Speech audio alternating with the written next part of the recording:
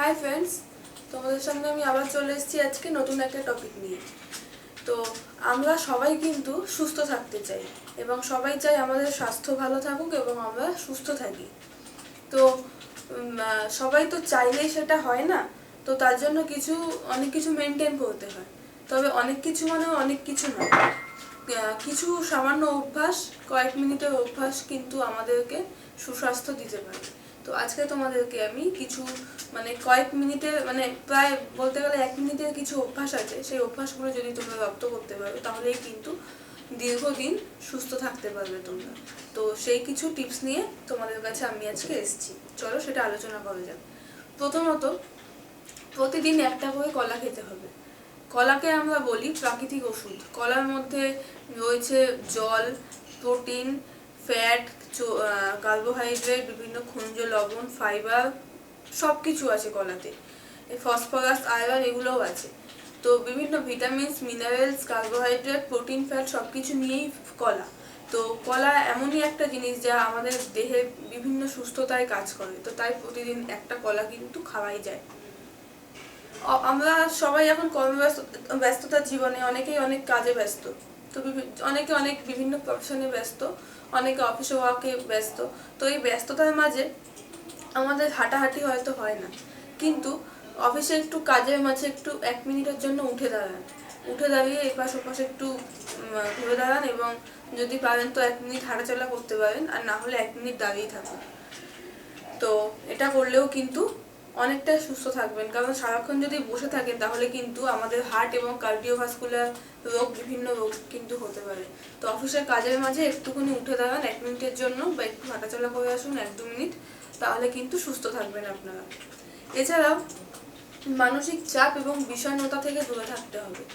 আমরা সবাই, আমাদের মধ্যে সবার মধ্যেই একটা না একটা টেনশন থাকে বা একটা না একটা চাপ থাকে, কারণ টেনশন আর চাপ নিয়েই কিন্তু মানুষের জীবন।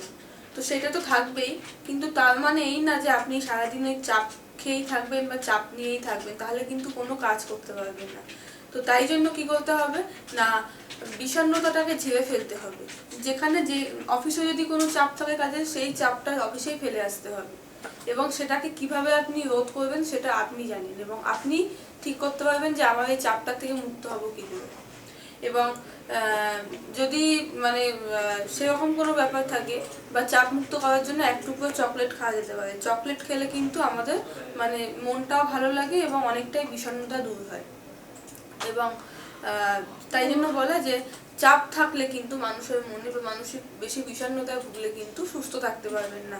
প্রথমত মানসিক রোগে আক্রান্ত হবেন, দ্বিতীয়ত আস্তে আস্তে শারীরিক বিভিন্ন রোগে কিন্তু আক্রান্ত হতে পারেন। তো সবসময় নিজের মনটাকে ফ্রি করে রাখবেন, সবসময় মনটাকে ভালো রাখবেন।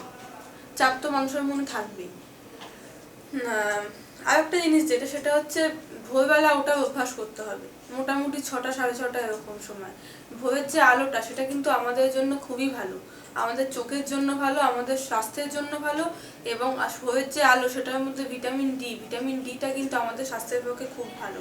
তো ভোরে যদি আমরা রাস্তায় হাঁটতে পারি একটুখানি 5-10 মিনিটের জন্য হলেও, সেই আলোটা যদি আমাদের গায়ে লাগে তাহলে কিন্তু আমাদের অনেক উপকার।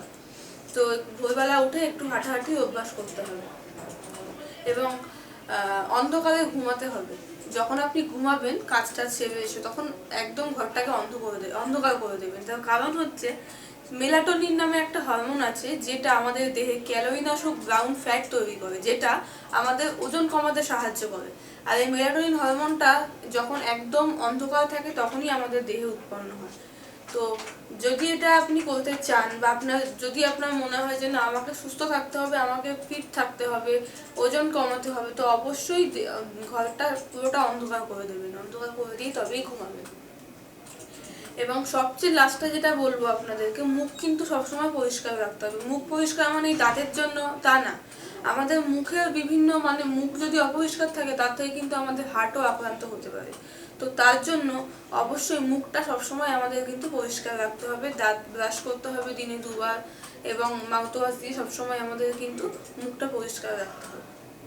তো এই ছিল কিছু 1-2 মিনিটের টিপস, যেগুলো তোমরা ইজিলি সবাই করতে পারবে এবং সুস্থও থাকতে পারবে। তো অবশ্যই এটা আজকের থেকেই ট্রাই করো, দেখো কেমন ফল পাও, এবং ফল পেলে আমাকে নিশ্চয়ই জানাবে কমেন্ট করে। আর আমার ভিডিও নিশ্চয়ই ভালো লেগেছে তোমাদের। আমার ভিডিও ভালো লেগে থাকলে অবশ্যই আমার ভিডিওটা লাইক এবং শেয়ার করবে এবং আমাদের চ্যানেলটা সাবস্ক্রাইব করবে। আর অন্য কোনো টপিক সম্বন্ধে জানার থাকলে অবশ্যই আমাদের কমেন্ট সেকশনে কমেন্ট করবে। Thank you.